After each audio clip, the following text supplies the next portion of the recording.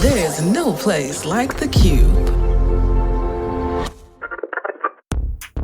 Family, it's your favorite queer radio personality, Anna DeShawn, and this is Queer News, your favorite weekly news pod where race and sexuality meet politics, culture, and entertainment. And y'all, this is our 200th episode. Boom, boom, boom, boom. Boom, boom, boom, boom. Yeah. I am just excited that we made it here, that we've made it to 200 episodes, y'all. Let me tell you, we have beat all the odds, okay? They tell me that 90% of podcasts don't get past the third episode, okay? They say that out of the remaining 10%, 90% don't make it to episode 20, okay? So if you get to episode 21, they're saying that you're in the top 1% of episode producers. Family, we at episode 200. 200. Come on. We've accomplished a lot together. And I really cannot thank y'all enough for being on this journey with me. And I'm so excited to be producing this 200th episode for y'all and with y'all. And I really do hope you enjoy it. Before we really get into things, I do need y'all to take that survey. I want to say thank you to everybody who has filled out the survey, but I need so many more y'all to fill out the survey, okay? Because I want to make the show better. I want to keep improving. And the best way to do that is with y'all. I want to tell the stories you want to hear. I want to give you more of that. I want to give you less of whatever you don't want to hear, okay? So please, the link is in the show notes. It's going to take you about 7 minutes. And if you complete it, you enter to win a $50 gift card, okay? Thank you. And I also want to say thank you to our QCrew, our queer news community, where they receive a weekly email from me with our top queer news stories and unedited video. And we are just in conversation. The QCrew helps so much because without them, y'all, I don't know if I'd be able to sustain the costs of this here podcast hosting, the editing, the marketing, the travel, the PR, all of it costs, you know? And so if you believe in the work we do, if you believe LGBTQ stories need to be amplified, if you love and respect how I report on the news and tell our stories, join the QCrew, okay? That link is in the show notes too. And now, for this 200th episode, I did change it up. I'm changing it up. Of course, we're changing it up. I'm going to share a few of the top headlines. I'm going to do that. But then we're going to transition into the top 5 queer news stories and our top 5 queer news moments. And then I'm going to close out honoring World AIDS Day by sharing episode 1 of our Qube original podcast. And actually, this is our first Qube original podcast, Black HIV in the South, How Did We Get Here? It's so important for us to honor World AIDS Day and remember it always. And this podcast that we created, it's just a beautiful work of art, telling the stories of the communities most impacted today by HIV and AIDS. And so we have Black HIV in the South. And so I hope that y'all stay locked in to hear episode 1. It's a 4-part series. And so when we catch you with episode 1, I want you to binge the whole series this week in honor of World AIDS Day, okay? All right, now, I really hope y'all enjoyed this episode. Thank you so much for listening and being on the journey. And stay tapped in, okay? Because this is our 200th episode. Boom, boom, boom, boom. Boom, boom, boom, boom. I'm so silly. I'm Darren. And I'm Esther. And this is Second Sunday, a podcast about Black queer folk finding, keeping, and sometimes losing faith. This season's full of candid conversations. We're talking to theologians, artists, activists, and community members living at the intersections of faith, spirituality, and identity. The Saints ain't ready for this, but we're still going to talk about it. Second Sunday starts October 4th. Find it wherever you get podcasts. Second Sunday is a Qube original podcast and is part of the PRX Big Questions Project.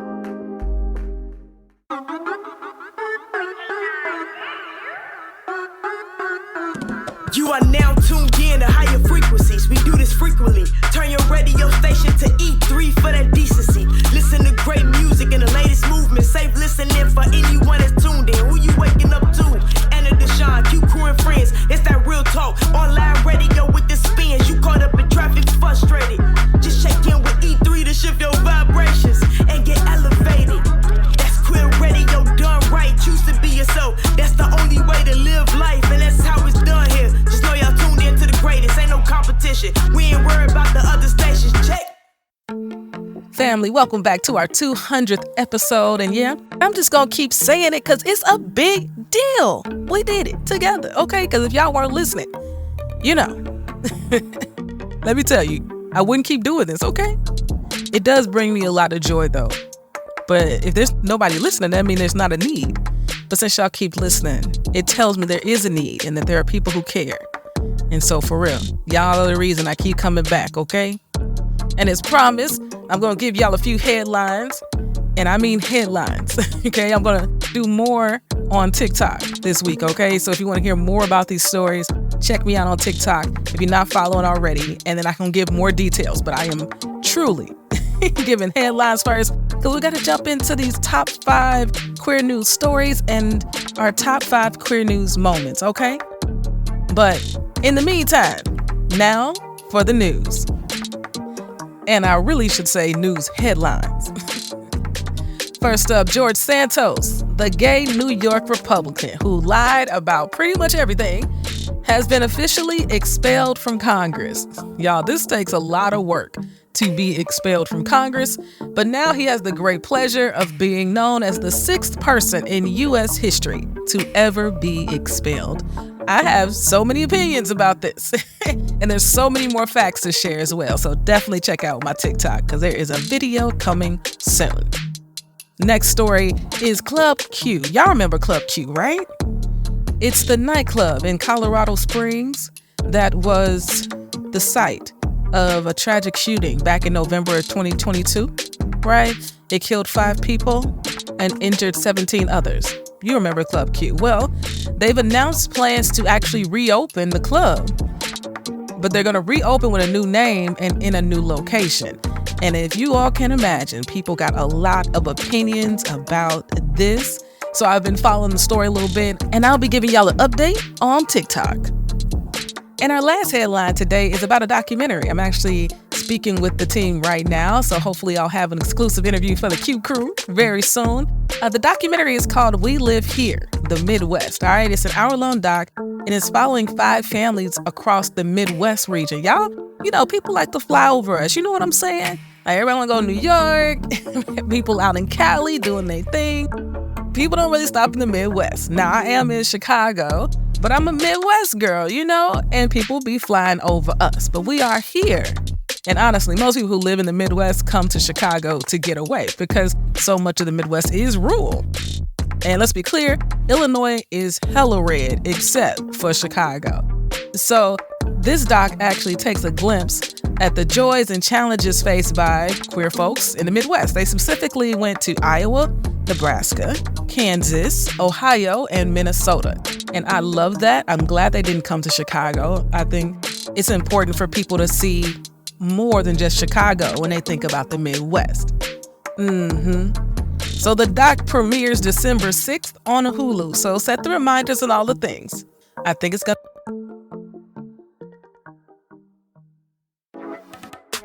Now let's get into my top 5 favorite queer news stories and my top 5 favorite queer news moments. This is a chance for me to just sort of reflect with y'all.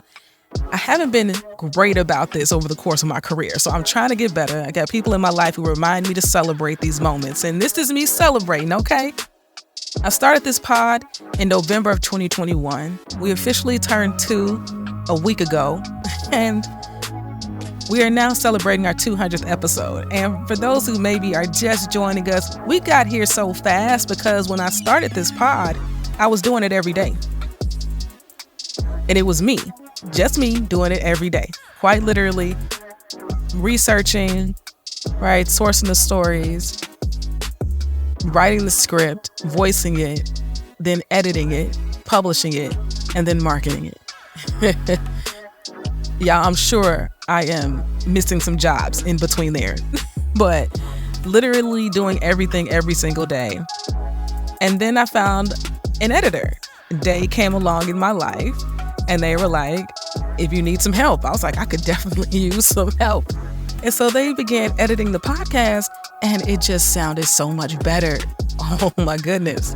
It sounded so much better. And then I decided that quality was better than quantity. And so went down to once a week with Day. And now Experience J is our editor and sound designer, and we in it. And we've been consistent, and y'all keep showing up and we keep showing up. And it's been an amazing ride. And so I want to start with my top favorite queer news stories, all right? And I'm going completely off the cuff, y'all, okay? That's what I'm saying. So my top 5 favorite queer news stories. And honestly, y'all, this is in no particular order. Brittany Griner, the entire Brittany Griner series. And if y'all are tuning in now and weren't tuned in then, if you wanted to check out some of our work, this Brittany Griner series was it. And I'll actually include a link in the show notes that goes to Brittany Griner on our website, where every episode where we mentioned her, it comes up. And this was a point in time where I realized just how important queer news was, because there aren't many stories that I report on that hit on all of my identities, where the person who I'm reporting on is a true mirror of who I am, right? Being a Black queer woman who's also in a married relationship and someone who loves basketball, you know what I mean? And so there were a lot of similarities here. And her story wasn't getting the coverage it deserved. It just wasn't. And the news is going to move on. But I know for me, in my community, this was the top story, period, and deserved all the attention. And we were able to give it that. And that whole series makes me really, really proud.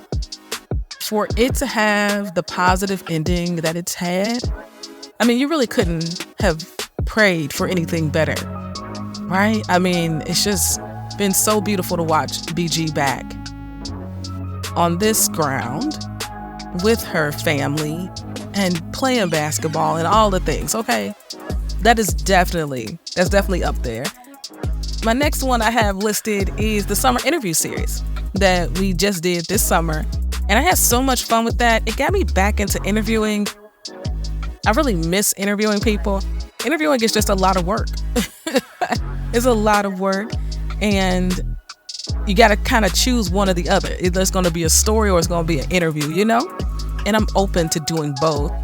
I'm interested to see what the folks say in the survey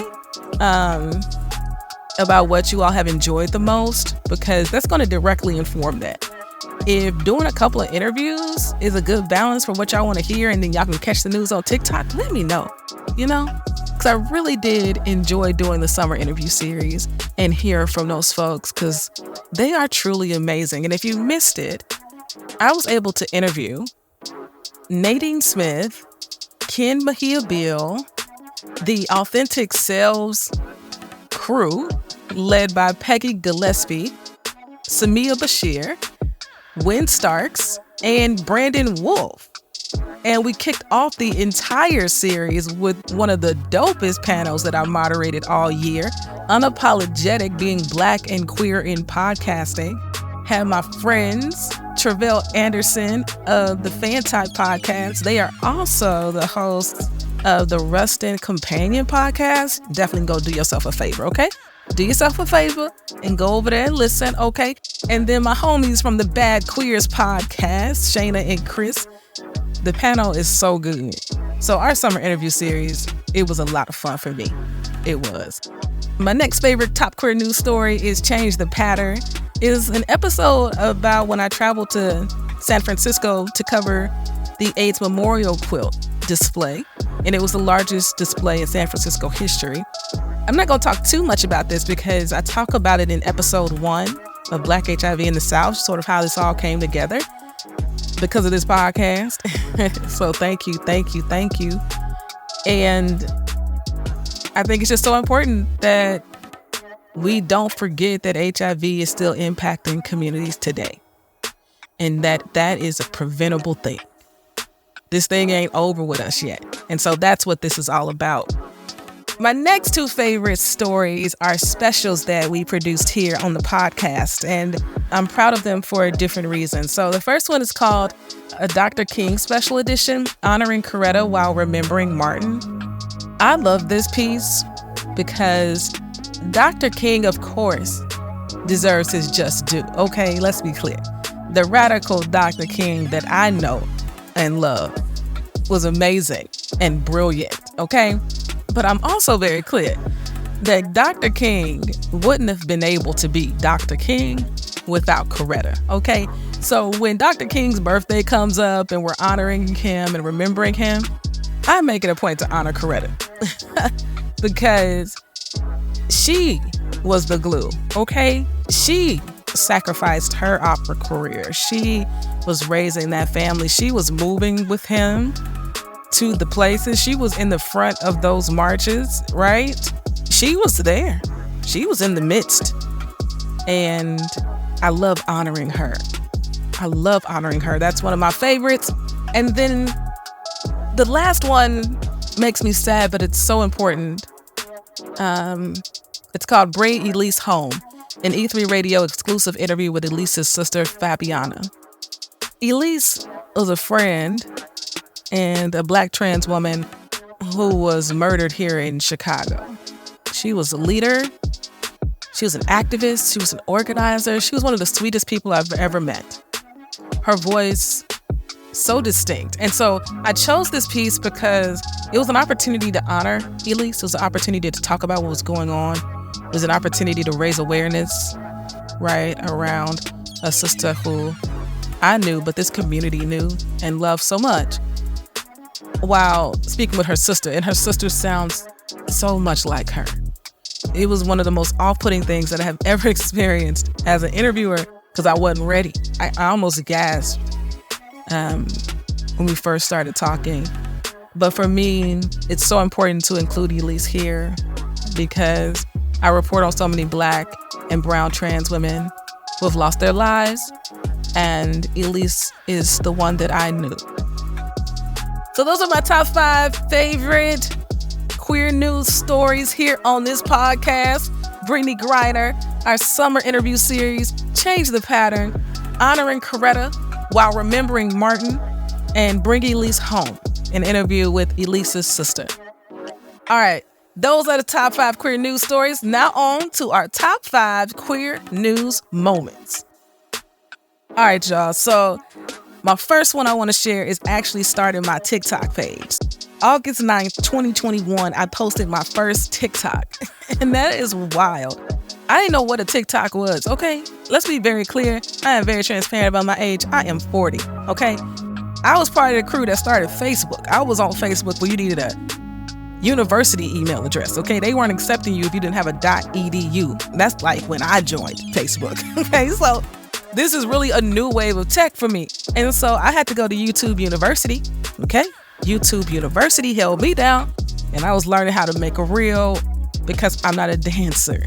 Sorry, so that's all I see going viral on these places is people dance. I'm like, I do not dance. Like, how are people using this for business and being strategic about it, and how are they making room for this to raise awareness and brand awareness about what they're doing?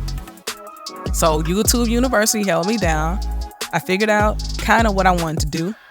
And so much of it was just getting started. So it was really me just getting started. And so from then until now, we went viral, semi-viral over the last few weeks. And now we're at 33,000 followers. Wild. Wild. So we've got 33,000 friends on TikTok now. And that's pretty dope. That is a major moment because I get to amplify these stories out even further, you know? And that's the point. And so TikTok is really special. It's where so many of you all found this podcast. It's where we build relationship. It's where you all can interact with me. And so for that, I am grateful. Now, my next one I got here is starting the QCrew. QCrew? Come through, y'all. The first email, I had to go back, I looked. The first email I published was on May 23rd, 2022. Okay? May 23rd, 2022. I sent out my first QCrew email, and it had 25 people on it. Thank you to my first 25 people. Okay. Today we have 118 people. Thank you, QCrew. Okay. Y'all help to supplement the cost. I'm grateful. I'm telling you, because you don't have to do it. There's people who hear me make this ask all the time, but they don't click the link. Yeah, I'm talking to you. I'm talking to you because you never click the link. And things start at $5 a month. You know what I'm saying? That's $60 a year. That's like one coffee, a tea, maybe that good croissant. I don't know. Maybe something Keith Lee has recommended and you standing in line around buildings. You know what I'm saying? I don't know, but I'm just saying it starts at $5. QCrew, thank you. My third moment I've got here is being featured in Apple Podcasts this year. In June, we were featured on the Fantize podcast curated list within Apple. It was curated by the two hosts, Jared and Travell, and Queer News made the cut. And it was so dope because I have submitted to be on Apple's list and we still ain't got it yet. And this was cool because a friend saw it and she was like, "You on the Apple list?" I was like, "I am." I went and looked. I was like, "Oh, snap. This is so dope." Podcast discoverability sucks. Okay, let me just break the awful truth. And so when an app where so many people who listen to podcasts go to listen to their podcast and they have you in a featured like podcast curated list like this, it's important. It's dope because hundreds and thousands of people will now see your brand. And now you're exposed to all these people you would have never been exposed to. So it means a lot. And it was so cool. So that is definitely one of the coolest moments, period. All right, we got 2 more moments left. 2 more moments. And let me be very clear. Queer News, the last 2 years, it has been a wild ride. I mean, so many beautiful things have happened. And these next 2 are some of the coolest moments. So winning my first Black Podcasting Award. All right. Now we're going to give love to all of them. But winning my first one, it's so humbling. You know, I always say, I compare the Black Podcasting Awards to the NAACP Image Awards. Okay, it's your people. And I give that context because people that know, you know. If you know, you know. Okay? It is the awards where Black people say yes. Yes to you. Okay? It's like being in church and they stand up and clapping like, yes, you got this. You own to something. And that's what the Black Podcasting Awards are to me. That is my analogy. Okay?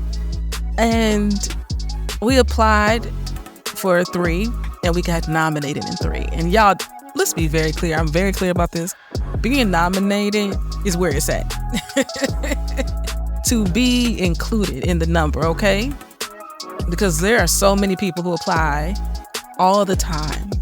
The competition is stiff, okay? I got so much respect for content creators, and especially those in the podcasting space, because it's a mood. It's a mood, y'all. It's a lot of work. And so it's really in 2022, we won Best LGBTQ Podcast of the Year. We won Best Black News and Informative Podcast of the Year. And we won Best New Black Podcast. Boom, boom, boom, boom. We did. I applied for 3. We got nominated for 3. And then we won all 3. It was a clean sweep. It is wild, okay? And it was so special. It is so special, those awards. They sit right behind me every day. I get to see them every day and be reminded that my peers also think what we're doing is pretty dope. Yeah, and then this year, we won 2 awards. We won Best Black LGBTQ Podcast of the Year. And then we actually won Podcast of the Year. What? Yes, indeed we did. We won Podcast of the Year. Yo, it's just this overwhelming, amazing feeling when people value your work. it gives me a little bit more energy, to put in a little bit more time, to give a little bit more, to not cut a corner, because y'all are listening. Y'all be knowing. And I want to do my best every single time. Every single time. Y'all deserve that. You deserve for me to show up here and give my very best. And that is exactly what I'm going to do. Now, my number one moment is not going to be a surprise to many. It's when we won the Ambie. Indeed it is. It's when we won the Ambie. March 2023. Best DIY podcast. So, for those that don't know, let me just tell you a little bit about this, okay? The Ambies are like the Oscars of podcasting, all right? They are put on by the Podcast Academy, similar to the Motion Picture Academy, okay? And it's those members, just like the Motion Picture Academy, it is those members in TPA that then vote for who gets nominated and then who inevitably wins, all right? And the DIY category was new this year. It was intentionally created to make a space for indie podcasters.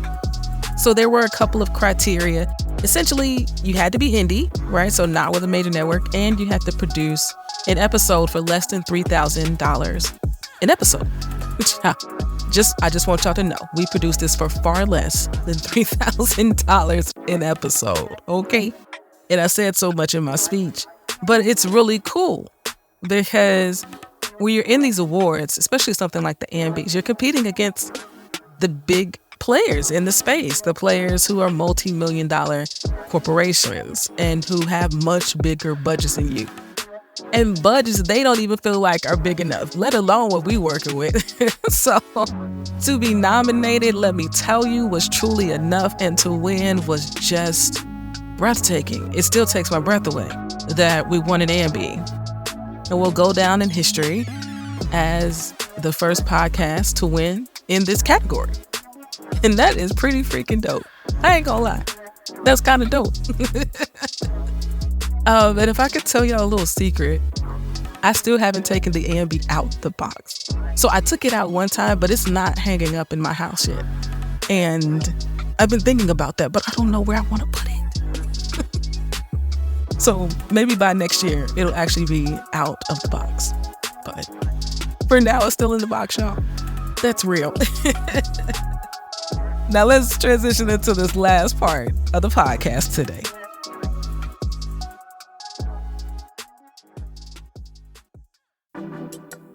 All right, family. To honor World AIDS Day, I wanted to share an episode of the very first Qube original podcast we produced called Black HIV in the South. How did we get here? Now, this production was brought to the world with a full Black woman team. Okay, me. That's me. You can add a little queer in there for me. We got Latrice Sampson Richards as our producer, okay? And then we got Experience J coming through as our editor and sound designer. Do you understand? We are now an award-winning team out here in these streets. We are. This podcast has won 2 awards. Just pretty dope. 2 Communicator Awards this year. And this podcast is so special. As you may know or may not know, December 1st was World AIDS Day. And I just thought it would be fitting to play an episode from the podcast on here on our 200th episode, because this podcast was born from this podcast.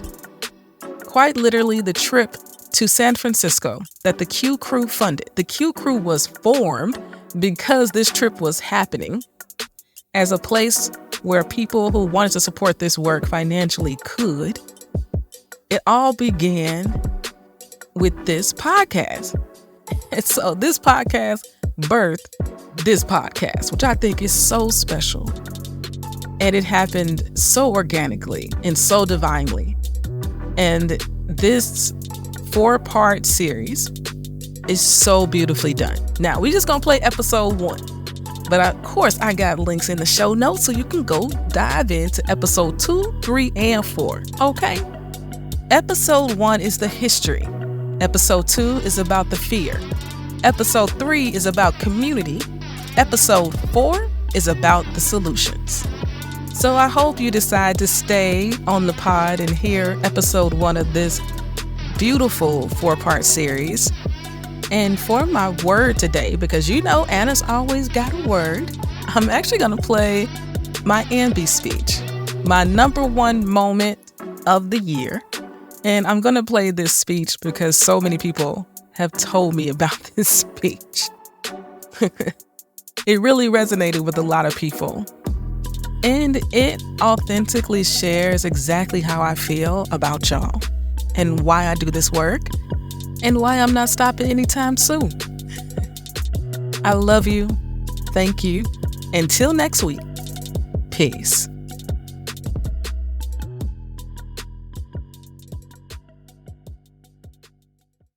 This is a brand new category this year. Here are the nominees for Best DIY Podcast.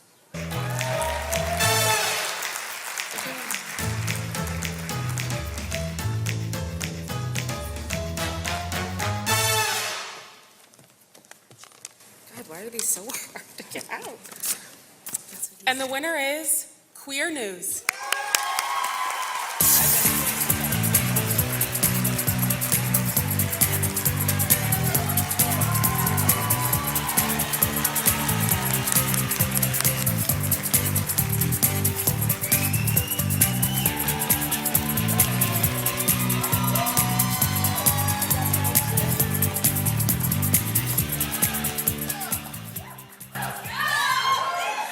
Y'all, this is incredible. I definitely make a podcast for less than $3,000 an episode. And the fact that that's the threshold. God bless the Academy for making a DIY episode a category for us. There's a lot of indie us out here making amazing content that people cannot find. I'm really grateful to tell the stories of queer folks and Black and brown queer folks, because as our representation continues to increase, so does the anti-LGBT and trans legislation and hate. And I'm here to tell our stories because they deserve to be heard and amplified, and this says yes to that. So thank you so much.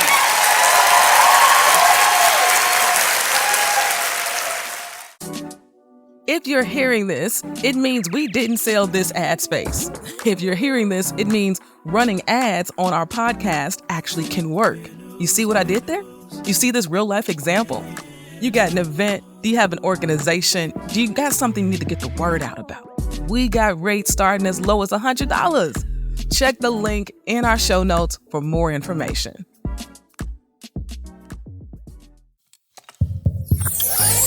There is no place like the Qube.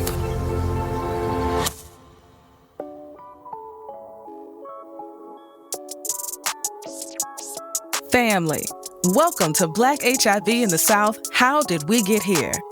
I'm Anna DeShawn, your favorite queer radio personality and co-host of this podcast. I'm joined by my friend Dwayne Kramer. Dwayne, say hi to the people. Hey y'all, how you doing? I'm sure they're doing great because they're joining us. And family, you're going to hear a lot more from Dwayne in just a little bit. But I want to start in the beginning and share why I want to tell this story. The journey began on April 18th, 2022, when I decided to put an all call out to my Queer News podcast listeners. I asked if they could support my efforts to go and cover the 35th anniversary of the AIDS Memorial Quilt. I had never seen the quilt in person, and this was set to be the largest display of the quilt in over a decade. The National AIDS Memorial was planning on displaying 3,000 panels. That is 3,000 stories of people who lost their lives due to AIDS-related complications. It was taking place in San Francisco, California, and I knew I couldn't afford to go without additional financial support. Well, it was 11 days later, on April 29th, 2022, when a listener, who will remain nameless, dropped a comment on a TikTok video. They wrote, quote, "I can't find a TikTok that goes with the podcast that mentions the AIDS event in San Fran. I'd be happy to sponsor you for $1,000 to go cover that event." Y'all, I didn't know this person. I mean, who says that on TikTok? Who does that? I'll tell you, people who believe in what you're doing, people who want to see you win. And I was blown away, and I didn't even really believe it. I asked them to send me an email, and they actually did. They sent me an email, y'all. They followed through, and that drove me to ask others to contribute. And guess what? They did. The QCrew, that's what I call them today. They came through, and it really blew me away. I raised enough money to travel to San Francisco and cover the 35th anniversary of the AIDS Memorial Quilt. Now, as a good reporter, I, of course, did my research prior to my arrival. I knew when I landed there, I wanted to collect interviews with those who were coming to volunteer, coming to remember their loved ones, those doing the work and making an impact. But when I arrived and began walking the aisles of the quilt, and I do mean aisles, as there were over 350 blocks laid out, which represented those 3,000 panels, those 3,000 stories, and listening to the soundtrack of the names being read and understanding that the average age of a person on the quilt is 33, understanding that each panel quilt is 6x3, roughly the size of a coffin, telling a story of remembrance through art and words. There was a deep emotional response that came over my entire body. Tears just began to drop because when you walk through a display of the AIDS quilt, you understand that it is more than the largest community arts project ever in the world. You understand that it transcends needle and thread. And there were two people in particular that I knew would understand. Jada Harris, program manager of the Call My Name project with the National AIDS Memorial, and Dwayne Kramer, director of Quilt Community Engagement. And Dwayne, I am so glad that you are joining me on this podcast. During that time, I got to learn so much about you and your story. Can you share with the listeners what drew you to this work? Sure. My first association with HIV and AIDS was really in my family. My father died of AIDS-related complications in 1986 when he was a professor and associate dean of the business school at Howard University in Washington, D.C. And at that time, not a whole lot was talked about in the Black and brown communities around HIV and AIDS. I mean, on the news, you saw lots of white gay men that were dying. You saw them acting up in the streets, literally, demanding rights and focus and attention and medications, but you didn't see Black people. And my father had just died. So my sisters and I were really fearful of what people would think because all that you saw were drug addicts, gay men, and other quote-unquote undesirables in the community that were dying of this disease. And we didn't want our father to be associated with that, nor did we want our family to be associated with that. So we told people he died of cancer for many years. And then I realized that this isn't good for us as a family not to tell the truth.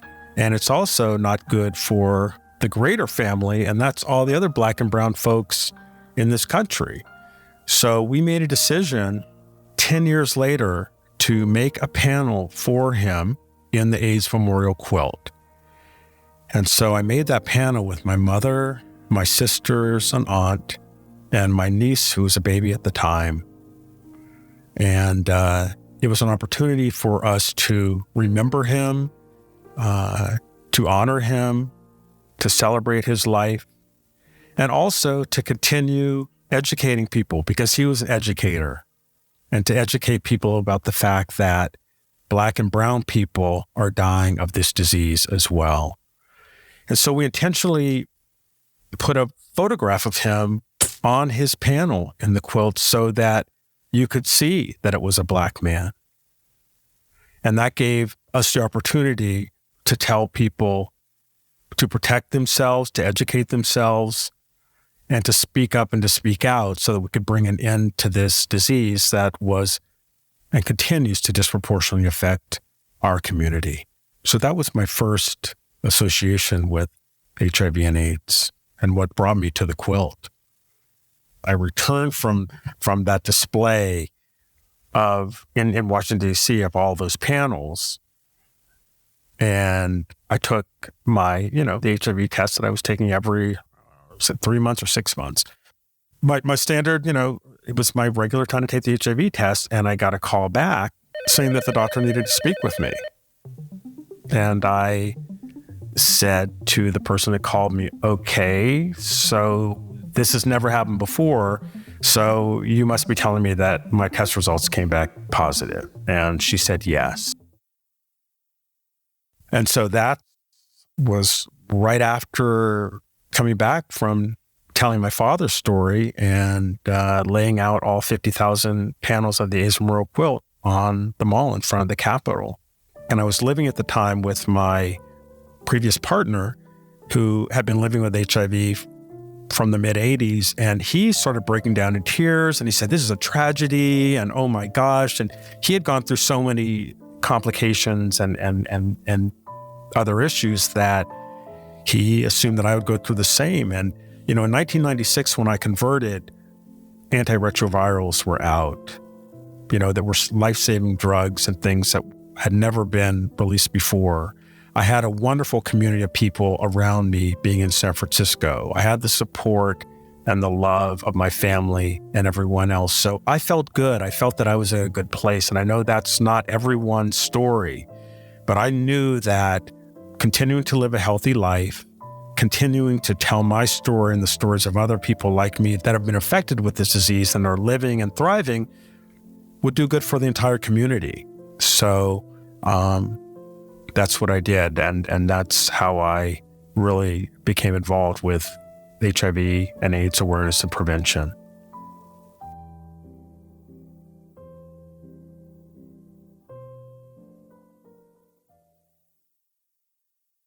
I think it's that representation, the representation of your father's face on his panel, right? And when you converted and didn't have the same fear as your partner, that was all possible because of the advocacy that was happening, because people were fighting for their lives in the early 80s and early 90s in a way that today we can really only compare it to COVID. And when I was looking and doing research around this topic, as it became very clear to me that there is still an epidemic going on of HIV when it comes to Black folks, specifically in the South, I started to trace the path of Arthur Ashe to Magic Johnson. Then we have Sylvester.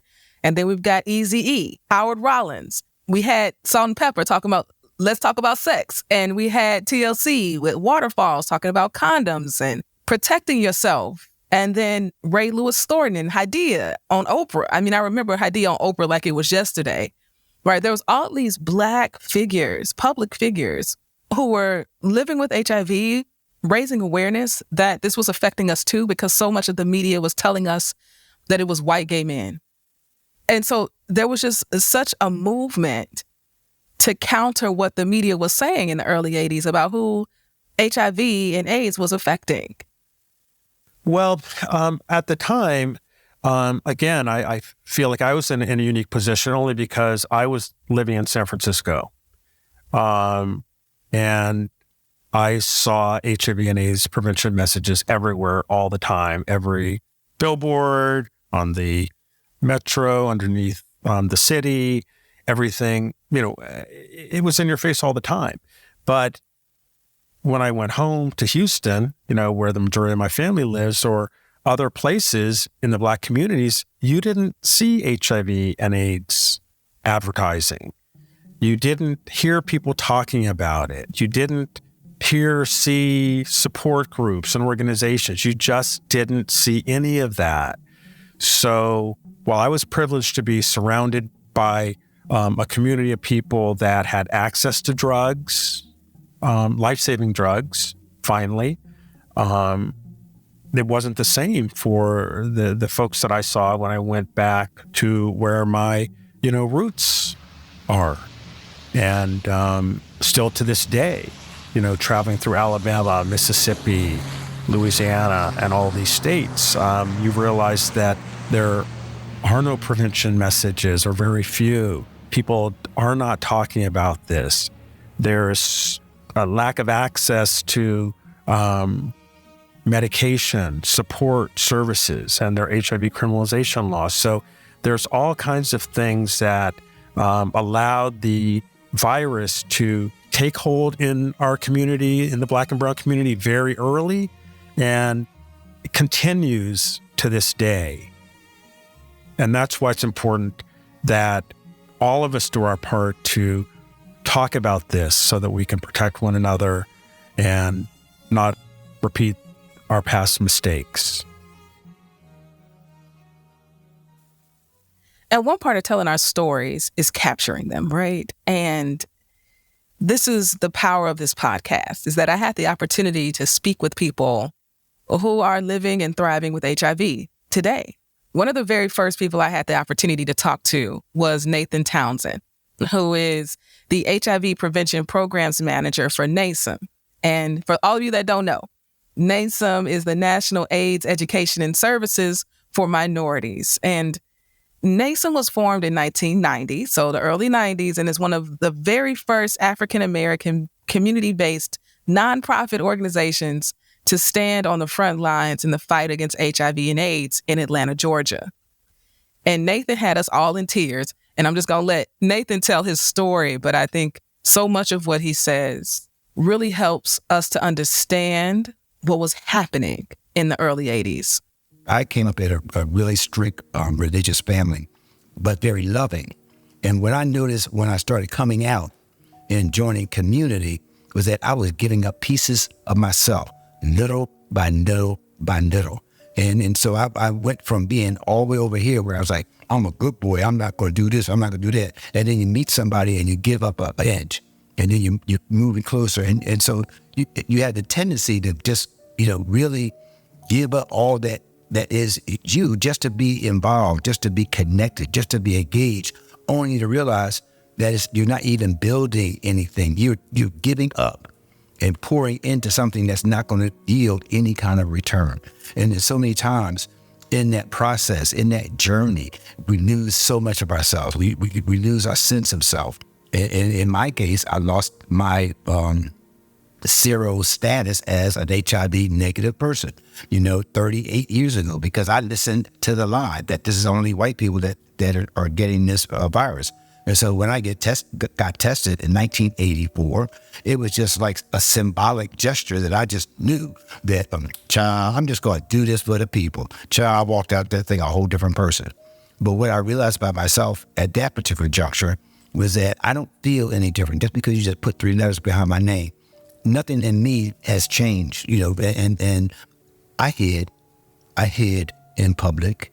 I actually joined different HIV organizations as a board member of one, being aligned but anonymously. I did the Meals on Wheels for HIV positive people, doing stuff for them. I got involved but never told my story. And we would go to the club. And we had such a close community, and this was in Philadelphia. And then you would see people just missing, like they were just plucked out of the crowd. And the density of the crowd just starts to dissipate. It would be like pop, pop, pop. And everybody knew what that meant. It meant that they were gone. Because back then, people would start to pull away when they started looking like they were sick. And it wasn't a thing where they could have a village around them. People suffered in silence and in alienation and isolation. I had friends that moved to the mountains so that they could die, so that no one would know their story. And it was so much stigma and so much shame, but there was so many people that were just caught up. It was almost like the rapture, like they were just caught up and taken away. And you would sit there and wonder, when is it going to be my time? When is it going to be my time?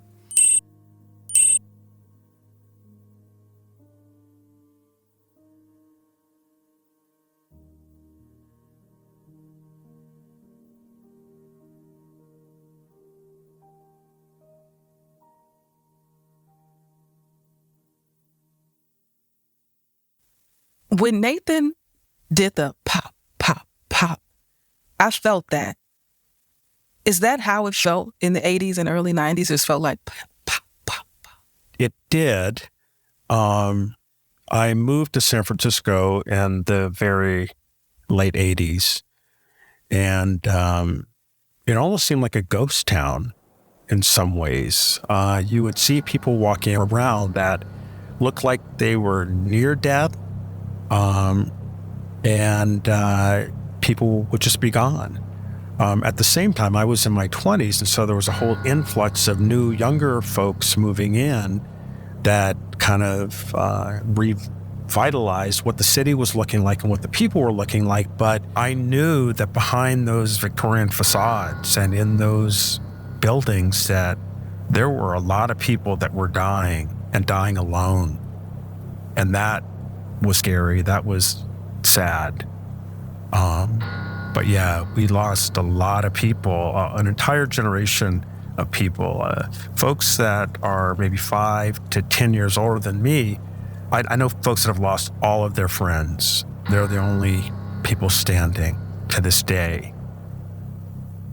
And I think part of that conversation, too, is that gay folks weren't the only people affected during that time, but those were the only stories that were being amplified at that time.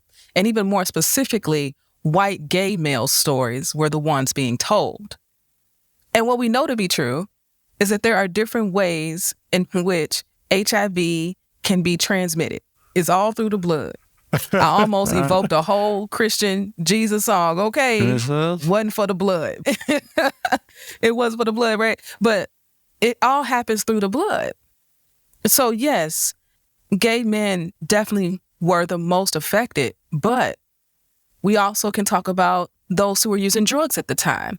And we can absolutely talk about those who are hemophiliacs, because that group really wasn't talked about, but they were affected early on at very high rates. Absolutely. You're absolutely right, because at that time, so many children were catching HIV through the tainted blood in our system.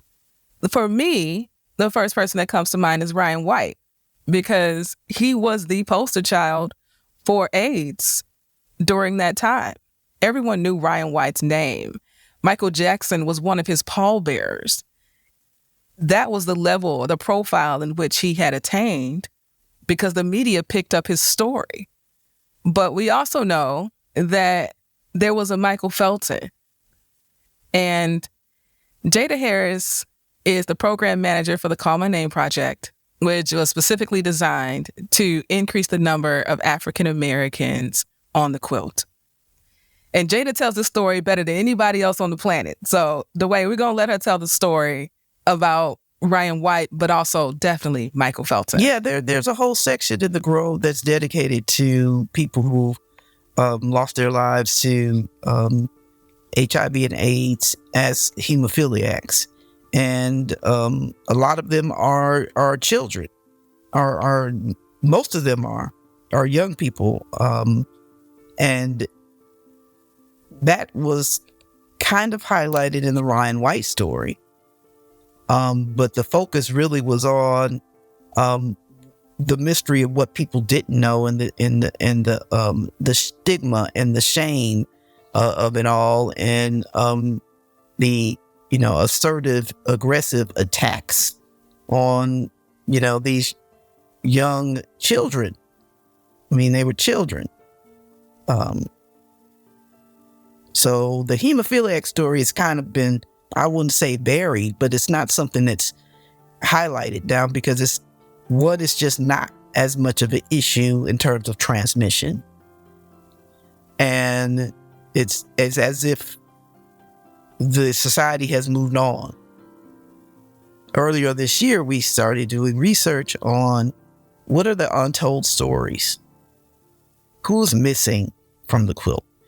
And our wonderful research fellow, Ashley Brown, out of the University of San Francisco, did a deep dive into Mississippi because Jackson, Mississippi was going to be the first stop on the exhibition.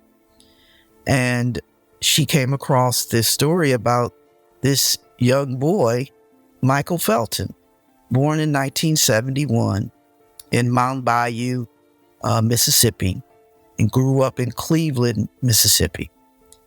He was a hemophiliac, diagnosed with HIV at 13 years old. Like I said, he was born in 1971, the same year that Ryan White was born. and he was fighting the same fight that Ryan White was fighting. All he wanted to do was go to school. And when he got his HIV diagnosis, he was one of only 6 people in the entire state of Mississippi that had an HIV diagnosis, and I think one of only 160 something children across the country that had an HIV diagnosis. And as soon as he got that diagnosis, the school board decided that they would not allow him to go to school. And his dream was to go to high school. So at 14 years old, he was petitioning the school board to go to public school. And he had decided in his own mind that he was going to go into the schoolhouse. He was going to go, he just decided, I'm going to school. And the night before he went to school, he passed away. So he never made it into the school, but the forces that were around him, the community, were rallying in support of him to be able to attend school. And it's because of the work that was done with the community fighting on his behalf, his younger brother was able to go to school. He was also a hemophiliac, and he lived to be 70.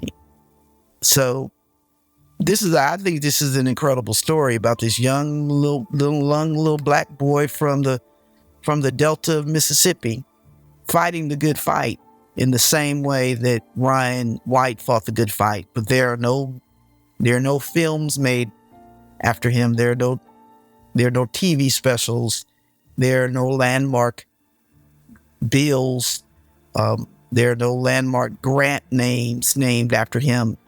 And he should be elevated in the same way that Ryan White was elevated, because he suffered the same challenges.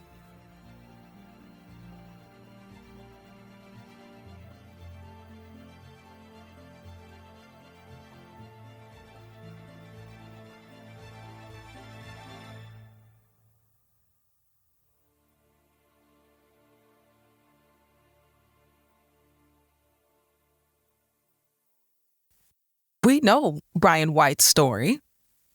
He was everywhere. Yeah, he was everywhere. And there are bills and there are resources that still to this day, the drug assistance program and all these different types of federal programs that are named after Ryan White, who was born in 1971, the same year as Michael Felton. And because we didn't have that representation, no one knows the Michael Felton story. Such a powerful story that no one knows. Dwayne, keep me honest, I believe there's 50 plus panels for Ryan White, and only because of the work of Jada and you and the Call My Name Project team, there are now 2 panels for Michael Felton? There are 2. There will be more, and there's no question that when it's all said and done in the history books, that Michael Felton's story will be told. We're really trying to thread the needle from then, the early 80s in HIV and today. And everyone's story is important. It's important for us to remember, honor, and celebrate all of these lives. But it's critically important that we as Black people and brown people know how this virus affected us from the beginning, the struggles that we went through, the triumphs and the heroes that fought for their own justice and for the justice of others, and where we're at today with rates still at extremely high levels for Black women and particularly Black men who have sex with men. So it's important for us to talk about this, for us to document and remember these stories so that we can bring an end to this. And we can, and we will.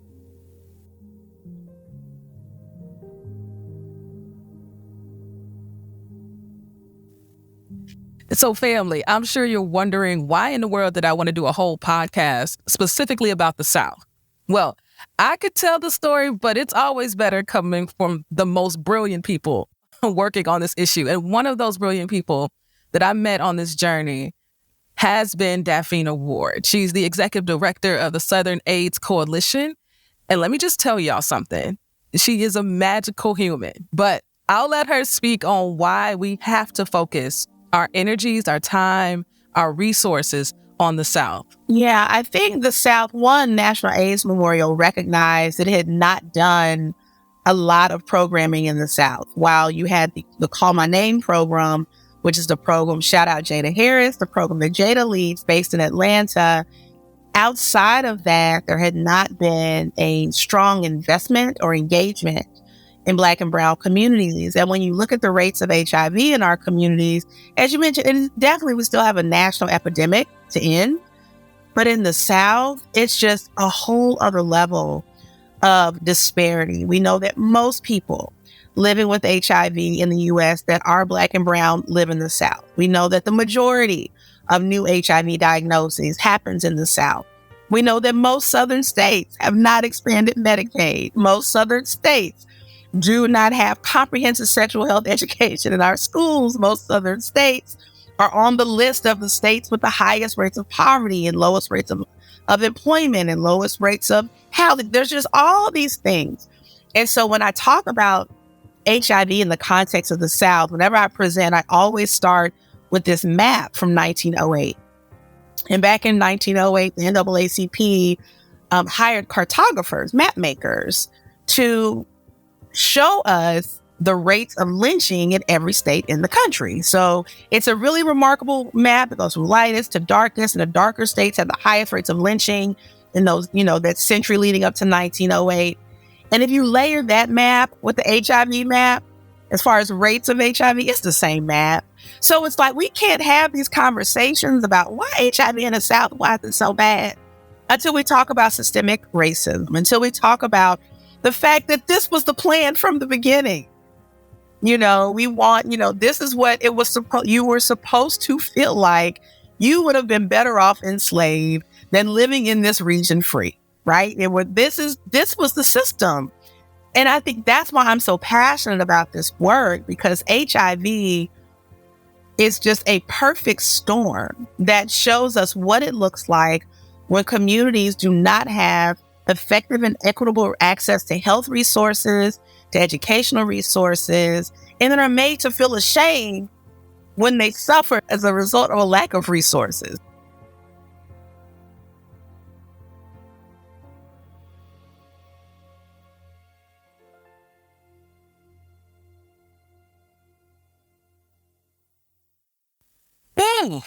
It's a lot of information. She's speaking the truth.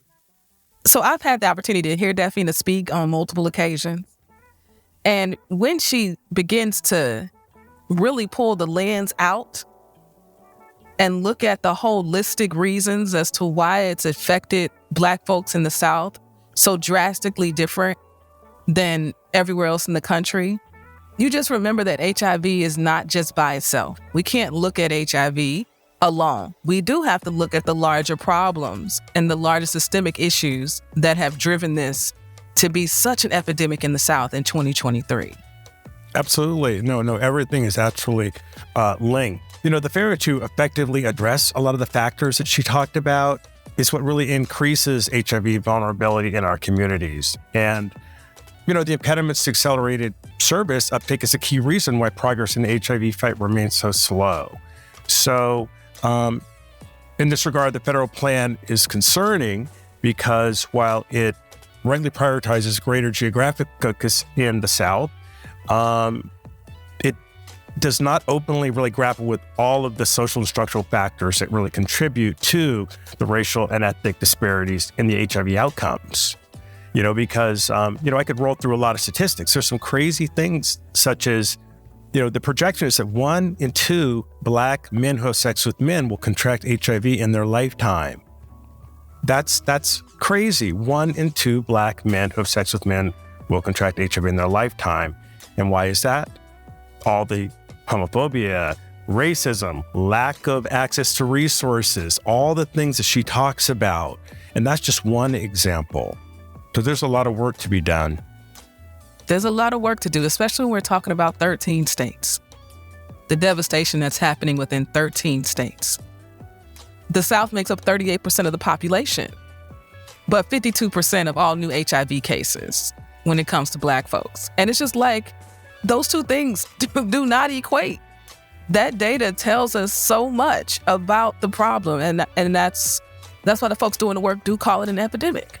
Well, it's not just an epidemic. I mean, let's call it what it is. It is a crisis. People need to understand that it is a crisis in the South with HIV and AIDS for Black and brown folks. And it's for that very reason, Dwayne, that I wanted to do this podcast, because I understand the power of us telling our stories. Because when we don't, our stories are erased from history. They will pretend that we were never here. And in this episode, family, we talked about the public figures that you all are so familiar with. We've talked about the lack of representation today, and now you know about Michael Felton. Now, in episode 2, we're going to dig into more about the fear that existed in the early 80s and how that fear has led us to the stigma that is still killing us today. We're going to dig a little bit deeper into how that stigma actually materialized itself in real life. So family, stick with us. Episode 2. You're tuned in to Black HIV in the South. How did we get here? Black HIV in the South is an exclusive production of the Qube. The show is produced by Latrice Sampson Richards of STS Productions and edited by Experience J of Just Listen Media. Follow us on social at the Qube app and check out the Qube to discover the best BIPOC and QTPOC podcasts.